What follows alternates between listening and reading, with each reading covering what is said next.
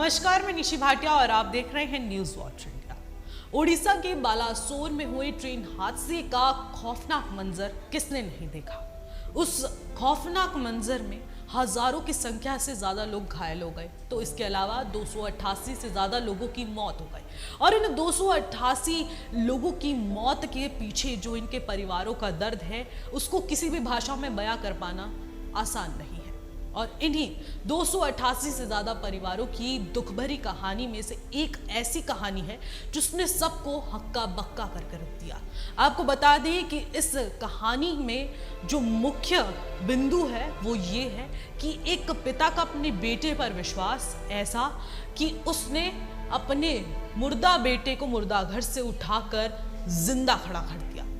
ये कहानी सुनने के बाद आप लोगों के भी रोंगटे खड़े उठेंगे, लेकिन आपको ये कहानी पूरी विस्तार से बताते हैं। आपको बता दूं कि ओडिशा के बालासोर में ये ट्रेन हादसा हुआ जिसमें बंगाल के एक परिवार का बेटा, आपको बता दें 24 वर्षीय बेटा, उस कोरमंडल एक्सप्रेसवे में ट्रैवल कर रहा था। जिसके बाद ये हादसा होता है, उसके पिता को इस हादसे की सूचना मिलती है। जिसके बाद उसके पिता ने उसको फोन मिलाया। जिसके बाद जब फोन मिलाते हैं तो फोन की बेल जाती है, लेकिन वो फोन नहीं उठता। बार बार फोन मिलाने के बाद एक बार फोन उठ भी जाता है, लेकिन उसमें इतना शोर शराबा हो रहा होता है कि आवाज नहीं आ पाती और वो कुछ भी सुन नहीं पाते। जिसके बाद ये हादसे के बाद उनका, जैसे कहेंगे, परिवार दहल उठा और उसके बाद वो लोग ना सोचते हैं ना समझते हैं और उसके बाद सीधा ये लोग निकल पड़ते हैं उस हादसे की जगह पर। आपको बता दें कि इस हादसे में वो पिता और वो अपने बहनोई को लेकर वहां हादसे वाली जगह पर पहुंचते हैं और उसके बाद वो सोचते हैं ना समझते हैं और उसके बाद वो आसपास के अस्पतालों में लोगों से बातचीत कर कर पहुंचते हैं और वहां पर अपने बेटे को तलाशते हैं। और आप समझ सकते हैं कि उस वक्त एक पिता की मानसिक स्थिति क्या कुछ होगी। और वो उन घायलों में अपने बेटे को तलाश रहे होते हैं, लेकिन उनका बेटा वहां पर नहीं मिलता।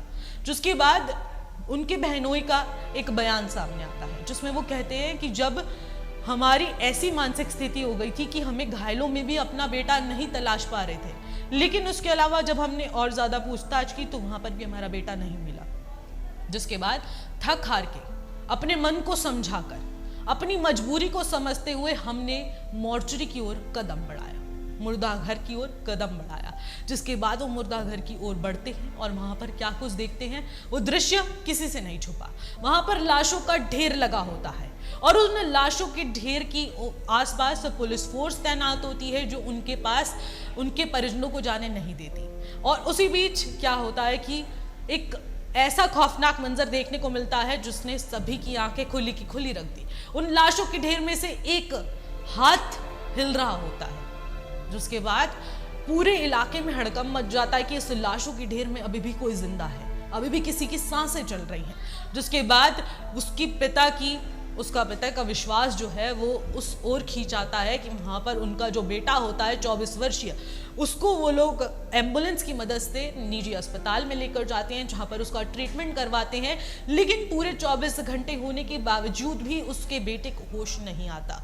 जिसके बाद पूरी अच्छी फैसिलिटीज देने के बाद, उसको अच्छे हॉस्पिटल में ट्रांसफर करने के बाद, जब उसका एक्सरे किया जाता है, सिटी स्कैन किया जाता है, तमाम टेस्ट किए जाते हैं, तो उसके बाद जो चीज़ सामने आती है वो बेहद हैरान कर देने वाली होती है कि उस युवक का पूरी बॉडी फ्रैक्चर हो जाती है। उसकी नी में फ्रैक्चर्स आ जाते हैं, उसके हाथ में फ्रैक्चर्स आ जाते हैं और पूरी बॉडी फ्रैक्चर्ड होती है। जिसके बाद फिर भी सांसें चल रही थी, कई इंजेक्शंस लगते हैं। जिसके बाद एक उम्मीद की किरण निकलकर सामने आती है कि हाँ, उनका बेटा अभी भी जिंदा है। तो आप समझ ही सकते हैं ये कहानी कितनी ज्यादा भयानक है और इन कहानियों के बीच में ये कहानी क्यों सुर्खियों में छाई हुई है।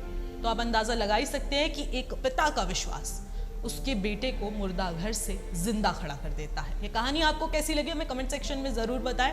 तब तक के लिए नमस्कार।